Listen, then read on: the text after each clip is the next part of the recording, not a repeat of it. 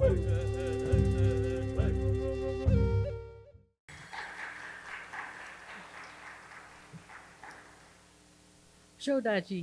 Balasha, Banichush Hook.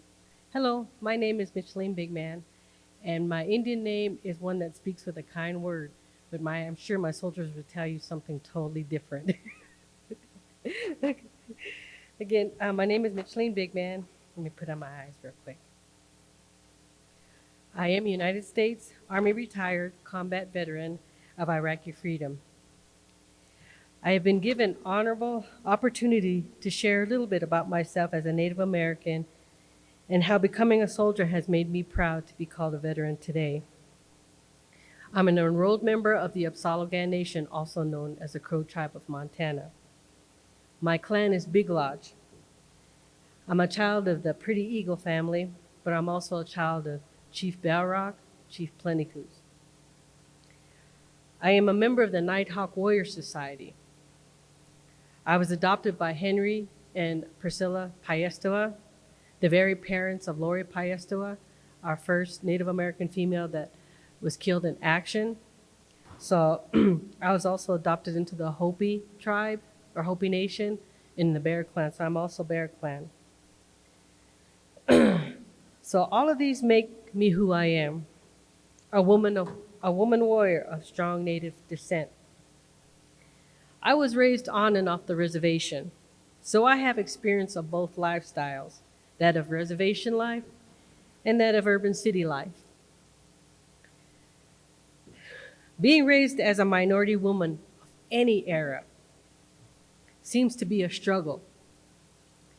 As a Native American woman, the stereotypes of my people were more negative than positive. History portrayed Native Americans in a negative light.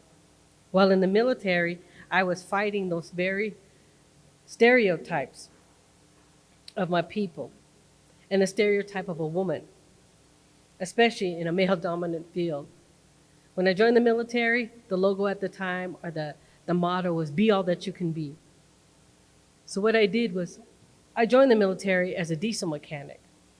And because of my last name, BigMan, I ended up in all male battalions. Actually, joining the military, I've been asked many times, what made you join the military?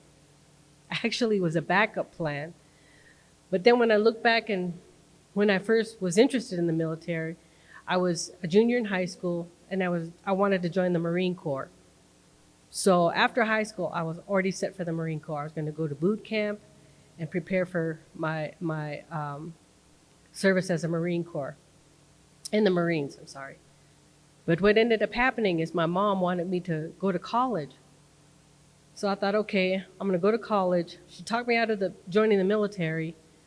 I go to college, but I thought, well, I had an opportunity to attend the Montana State University in the music department because I played violin and viola for many years. I even auditioned for symphonies my senior year. But I ended up getting talked into going to Montana State University at the time, which was called Eastern Montana College in Billings. And the only thing I was good at over there was the party scene. I wasn't as disciplined in regards to my studies, because when I first got there, yes, I think the first month I'm going to study, I'm going to get my degree, I'm going to audition for the Billings Symphony again because I played violin and viola, and I was determined. Well, that was short-lived because for some reason the party scene just got into the college life. I guess you could say the college campus life just kind of took over. Well, I lost my funding not once but twice, but finally totally lost all my funding. So I thought, at that time my mom had moved back onto the reservation. So when I moved back to the reservation, on my tribe and where my reservation is, there's 90% unemployment. There is a high status of substance abuse. Domestic violence is very high. So I told myself, I got to do something. I got to get out of this type of lifestyle because of the fact that it wasn't me. So I thought, well, okay, if I'm going to be a statistic, I was going to be a positive statistic. So without letting my family know, I went back to Billings to the recruiting station. I was going to go Marines. I went into the Marine recruiting office, and he goes, "Are you interested in the Marines?" I said, "Yes, and how soon can you get me out of here?" I took the test. I tested high on it, and he was like, "Well, how soon do you want to go?" And this is how desperate I was. I'm like, "Is tomorrow too soon?" So he looked at his calendar. He goes, "No, it's going to be about a year." I was like, "Oh, I can't wait a year." Where I'm at now, either I'm going to end up in jail or I'm going to probably die, probably be dead. So he was like, "Well, if you want to join the military, go join the Army." So I went right next door, sat in front of the recruiter's desk, and I told him, "You don't have to buy me dinner. You don't have to buy me lunch. You don't even have to buy me a soda. How soon can you get me out of here?" And I guess I caught him off guard because he didn't see me sitting in front of his desk at the time. But he says, "Well, you gotta take this test." I said, "Well, I just took in the Marines. They just can't hand you my results." He goes, "No, you got to take one for the Army." So I took the same test, tested high, and he was like, "Okay, well, how soon do you want to leave?" I'm like, "Okay, well, the last recruiter," I said, "is tomorrow too soon? How soon can you get me out of here?" Well, he said, "I don't know how soon we could get you out of here, but let's see what we can do." 3 days later, I raised my right hand to serve in the United States Army. In my mind, I was trying to get myself out of a bad situation, but I wanted to do it in a way where I could turn out to be a positive influence. So I joined the Army. I joined it with the delayed entry program, and then once I got to basic training, I am not gonna lie, when I got there, I was like, what did I get myself into? They're yelling at me. They're calling me names. I don't even know them. They're calling my mom names and she ain't even here. So it's like, and that was one of the hardest things for me. The physical part was not one that was hard for me because I was always a runner. I was in boxing. I was always trying to stay in some type of shape, but the physical was not the hardest. The hardest was the mental breakdown because what they were going to do was going to tear me down and rebuild me as an individual and prepare me for that possible career in leadership. Well, my problem is, I guess you could say I'm a rebel without a cause. First of all, don't come at me, yell at me, and call me names because I'm going to tell you exactly where to go, and I did. Needless to say, in basic training, I pushed my way out of basic. So by the time I got to my advanced training, I could knock out 85 push-ups with no problem. And then I could do 30 diamond push-ups with no problem. And when I got to AIT, they were like, "Who did you make mad?" I was like, "Well, the drill sergeant." He called me a name, and I kind of told him where to go. And then not only that, they made fun of my last name because BigMan. And I took that really to heart. First of all, don't make fun of my last name because you don't know what it means. There's a meaning behind it. And second of all, whether I'm going to do push-ups or not, you're going to find out that BigMan there is that meaning behind it. So, but yeah, when I got to AIT, the guys knew that I outran most of the guys and I could do push-ups. I just couldn't do sit-ups to save my life. So, but as time goes on, in the military, you learn to hone those weaknesses to make them your strengths. And that's exactly what I did. Like I tell people, it was a backup plan. My first term was to get my college back, the GI Bill, so I can go back to school and get my bachelor's degree and start from there. But that ended up not happening because I ended up serving 22 years in the military. And through the time, it was a struggle.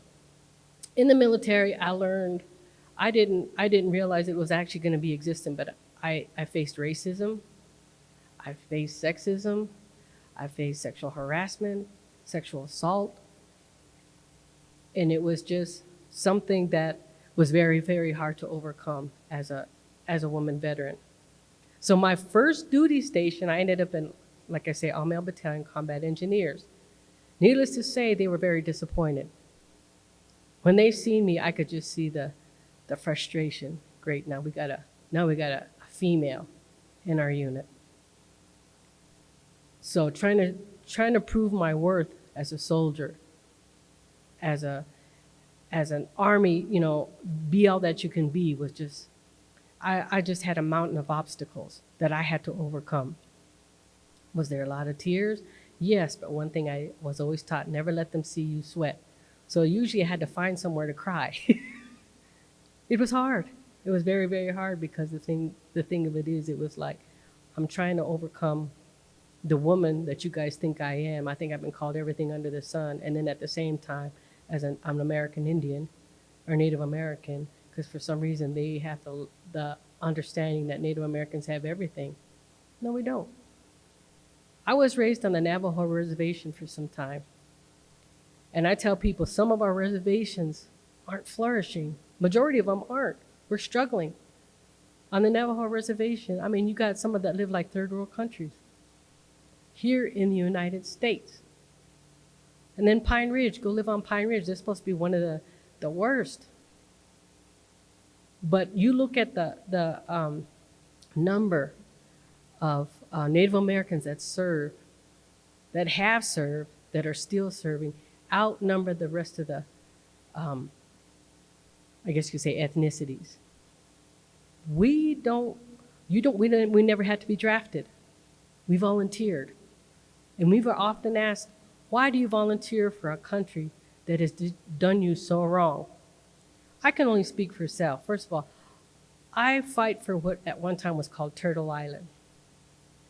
If another country comes over and takes over, already we've lost so much, why am I going to allow that to happen for somebody else to take over and then take away what little we do have?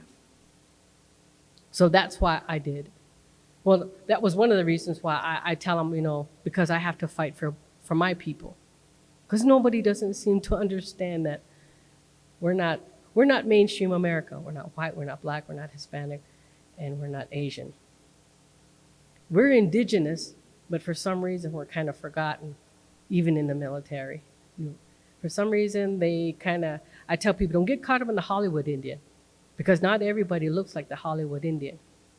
You have 574 recognized tribes. You have state recognized. You have tribes that are trying to get their recognition of indigenous people, but not all of us have the high cheekbones, or we all live in teepees. We don't. You have some that live in, we call it, there's the long houses. I lived in a hogan, which I miss, but I mean, you have different style. I mean, you have different tribes, nations. We don't say tribes. Tribe is actually a word given by the white man. Indigenous and Native Americans were nations. That's why I say I'm from the Apsalogan Nation. You have the Dene Nation. Each one will sit there and say what their nation is. So when they ask me, well, what tribe are you? I'm like, I'm not a tribe. It's known as the Crow tribe, but I'm from the Apsalogan Nation. And a lot of people didn't realize that. They thought that was something that was that we had told people, or that's what we had represented. I was like, no, when we represent ourselves, we represent ourselves as a nation of people, of indigenous people, because we were here first. I've also been asked what about Columbus. In the military, I became an equal opportunity advisor. And when I was in the training, I said the only thing Columbus should be given recognition for is importing racism. Because what he had done to the first natives that he came across was just, he dismembered, he killed, because of the fact that we were different. So a lot of times when I'm asked that about Columbus, now they make it Indigenous Day. And now, like this week is You Rock Your Mocks. That was one thing. There's a time where we take that step forward and really bring it out in a sense that, Native Americans, we're proud to be who we are. Even if we're standing in a crowd, and we're the only ones standing in a crowd of 500, I'm going to stand tall because I feel in my heart that's what I'm proud of. I'm proud to be Native. I'm proud to be Indigenous. I'm proud to be a veteran. I'm proud to be a combat veteran because I fight not only for the freedoms of those that don't seem to understand or take the freedoms for granted, but I fight for those of my people, bringing our language back because we're losing it. So those are, I know I kind of stepped away from my speech, but those are some of the things I feel so passionate about. One of the ways that a big topic today is we talk about the residential schools or the boarding schools. I attended a boarding school. And some of the things, the stories that I heard from my grandparents, that they were trying to assimilate the Native Americans into the colonized society and what the children had to endure. I know when I attended, it was ran by Catholicism. We couldn't speak our language. We couldn't grow our hair. We couldn't see our families. Our mind wasn't as stringent versus the first ones, but the stories I heard from some of our grandparents. There was one that came to mind, and I was in tears by the time she was finished telling me it. When she attended the residential school, she couldn't understand why she couldn't find favor, because you have some of them that found favor in some of the young girls. And she couldn't figure out why she wasn't getting noticed. And she felt like, am I ugly? Is there something wrong with me? But it took more than them showing favor to the young girls. They actually molested them, and they actually took them as, took their virginity away, I guess you could say. But the one thing that hit me hard was the aunt. It's not my aunt, but it was an older lady. She said she felt bad because she wasn't favored and wasn't looked upon. But another thing was when the babies were born, she was one of the young girls that had to take the babies and throw them in the fire. And when she said that, she was crying. And I had to honestly say, I was very fortunate that I didn't have to endure that. And she said it wasn't just one baby she had to throw in the fire. There was a number of babies she had to throw in the fire. So that was something that residential schools now is starting to be surfaced. Some of the atrocities that the children had to endure. And then my grandfather, when he was sent off to school, he came back and he's deaf, but they said they beat him so hard on the side of his ears, it shattered all his eardrums and all the bones in there. So he came back, he was deaf. Those are some of the things that I think America needs to know. And we see that history is starting to change. They're starting to change. It's starting to change, and it's starting to change in a positive way, because now we're realizing the Columbus and then the first people that came. And even as far as Thanksgiving, that the stories behind Thanksgiving, that's another thing that is starting to change. I have been asked recently, well, what do you do about Thanksgiving? I said, well, I look at it as a time where me and my family can come together and just be thankful. But the true story of Thanksgiving, I said, I can't even swallow. And I think I'd rather look at it in a positive light, and where we look at it as, yeah, we're thankful. We live in a country that's got so many freedoms, and it's got so many opportunities for all races and our youth. And I said, that's what I'm thankful for. And every time each year Thanksgiving comes, and with my children, I look at it as such. We got to be thankful for what we have, because we have so much that has been taken away.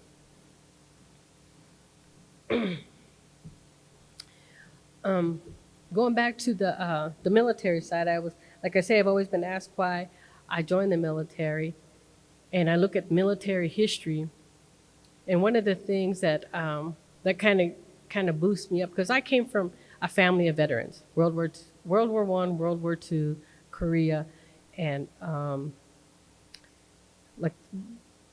Vietnam. I couldn't think of it, Vietnam, because I had uncles that were also in it. But World War II, one thing that I always reiterate, I said, look, how did we win World War II? It was the code talkers. The code talkers, the Native American language was used in almost every conflict, but for World War II, it was different. This one was even more, they took it a step further, where they actually made a language out of a code out of the language. A normal speaking Navajo couldn't understand what they were talking about. They actually made a code out of it. That's how we were able to the enemies they couldn't figure out all the secret passcodes or how to engage. Or the Navajos really took that step forward and made an actual code out of their language. And that's how I feel like we won the war. And I think sometimes that's forgotten until Native American Month or until Veterans Day. As a veteran, I think we need to not just remember our veterans on Veterans Day, or not just remember our different Native Americans just during November, but I think we should just be thankful as Americans for each other. Be proud to be an American, because so many have sacrificed to allow you to sit where you're at or do what you're able to do. Again, I had stated Native Americans served in the armed forces higher than any other rate. Among the 575 recognized tribes, each with their own culture, traditions, belief systems, and stances on war and their military services remain remarkably consistent. The last time I checked on just the Native American females, a couple of years ago, we had over 16,000. Now I think we have over 20,000 that are actually serving, active serving. No matter the conflict, Native American men and women continue to risk their lives for the very government that once tried to eradicate their way of life. Well, my tenure in the military, one thing I was always encouraging my soldiers was, like I say, the reason me joining the military was to get my college money back and go back to school. But in the military, I was always encouraging my soldiers, go back to class, go back to school if it's one class at a time, because in the military, they do offer those. I was determined to get my degree, and sometimes it was only one class at a time. And again, we as NCOs, we always set the example. If I'm going to sit there and tell my soldiers to go back to school, I'm going to do it myself. A lot of times it is a struggle being in the military and trying to go back to school because of the fact that you're a soldier, you're a service member 24 hours a day. Trying to find that time just for self sometimes can be very, very hard. But in the military, you're taught discipline and self-determination, and that's what's going to get you through that. So I always encourage that. Go back to school. If it's not college, they have what they call correspondence courses. Learn more about your fields and be that profession that you want to be. Even if it's just for those 4 years, take advantage of it. I talk to a lot of the youth. I tell them it took me 20 years to get my master's degree, but I was determined to get it. I received my bachelor's degree through the University of Phoenix. Again, I used my GI Bill, and then after I got my bachelor's degree, then I went and got my master's degree in business. Then I started my doctoral and found out doctoral is really, really hard. You can't get a B- because it's like an F. Yeah. When I was in my doctoral program, at the time, my mother was in a bad car accident. So while I was trying to do a paper, I got a C on the paper, and needless to say, I thought, well, maybe this is not the time for me to get my doctoral. I haven't given up the idea, but hopefully one day I'll be called Dr. BigMan. But until then, I always encourage, education. One thing that can't be taken away from you is if you get that education, you get that degree. I don't care if it's an associate's, bachelor's, master's, they can't take that away from you because you earned it. It took a lot of sacrifice. It took a lot of your personal time to get it, especially when you're in the military. The military experience allows me to take the words duty, commitment, selfless service, integrity, respect, personal courage, and honor very serious. Not only what they mean, but to live and breathe what they are. Veterans from various branches have so many ideal skills that allow them to contribute to the working society, whether public or private. They know determination goes a long way, from your infantryman to your computer-skilled veteran, your cook, your diesel mechanics, Again, self-discipline is instilled in each and every one of us. Taking the initiative to bring new ideas to the table that can assist any organization to thrive. The military across the board has various programs to help veterans to transition from a service member to working out of the uniform. The military skills also allow service members to become great entrepreneurs, whether for profit or nonprofit. This is where I decided to create a nonprofit women's veterans organization, which is called Native American Women Warriors. It is a two-part virtual and an all-volunteer organization that focuses on Native American veterans and recognition for their efforts and contributions to the military. We use our voices as a platform to reach out for support and speak up for our lady veterans of Native descent, and have expanded to helping some of our male counterparts to assist where we can. We have managed to become advocates for veterans working with our VA. We have used our voices whenever and wherever a door opens.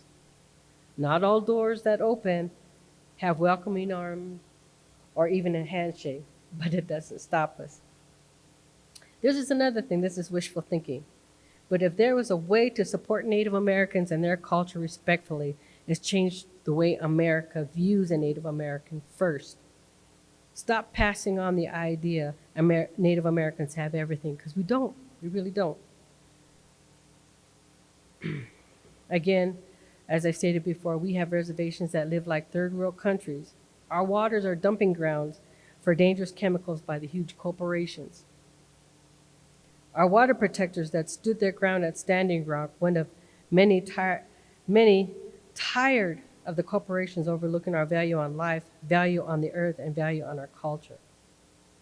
We have corporations making huge money off the Native people, and the people not even receiving decent education or medical assistance or even a great health program. These need vast improvement. When COVID hit, the Native Americans were the highest in cases and the highest in loss, which our numbers outnumbered the races because we didn't have the adequate medical programs needed.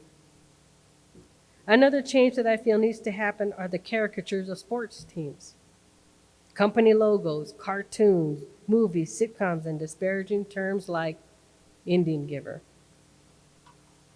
An Indian giver, I don't know where that came from, but when a Native American gives you something, it's out of honor, and it's from the heart, and it's from the people, and we never ask for it back. So how that came about, that is one thing. It's been thrown in my face. Are you an Indian giver too? And I'm like, if I give you something, it's because I feel like you deserve it. But when you say that, what I'm going to give you is not what you're going to like. Even the word Native American gets twisted. I've had some people that I attended a conference, and I was like, that's when they broke down the different groups. And again, it was European Americans, Asian Americans, Hispanic Americans, and Black Americans. I walked out of that conference because I was like, I don't belong here. And as usual, I was the only one Native American there. But I thought, no, I'm here to make a change. Sometimes being a change agent is scary, and sometimes you're all by yourself at first. So I went back into that conference, and I sat down with my group. So when the ladies were going around asking which group they were, I was like, I'm not going to say, because they put me in the European American group. I was like, I'm not saying anything. I'm just going to sit here. Well, my group, when they asked them, okay, well, what group are you? And right away they said, we're Native Americans. And I was touched. I was like, wow, thank you all. But the lady had the audacity to sit there and say, well, if you were born in America, aren't you Native American? And it took everything in God inside of me to keep from trying to do what I wanted to do to her. I was like, that is not the meaning behind Native American. So now when people ask me, I'm indigenous and proud to be indigenous because we were here first.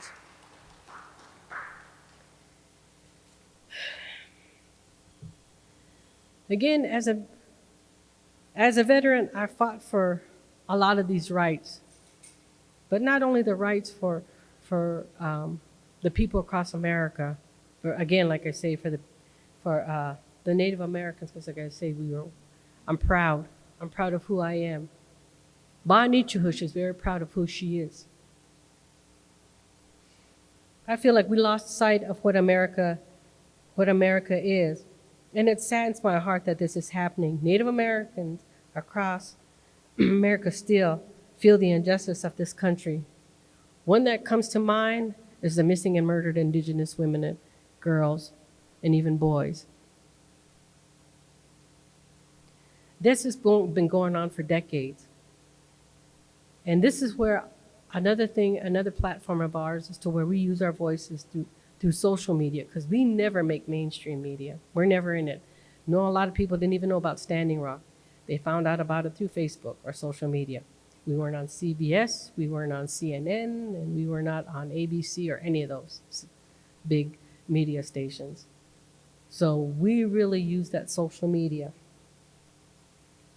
Again, I want to thank you for this opportunity. Now, I would love to share a dance which originated from the Ojibwe tribe known as the Jingle Dress. Although the stories vary, it is a prayer dress and a dance of healing. The years 2019, 2020, and 2021 has brought on so many hardships and despair for many across our world to see. We need that special healing. So I hope that you allow me to use my prayer dress and my dance of healing to help in the need of healing across our nation and beyond our borders. Thank you again for this amazing opportunity to share a little of me, my passions, and my concerns as an indigenous woman. Aho, ahe.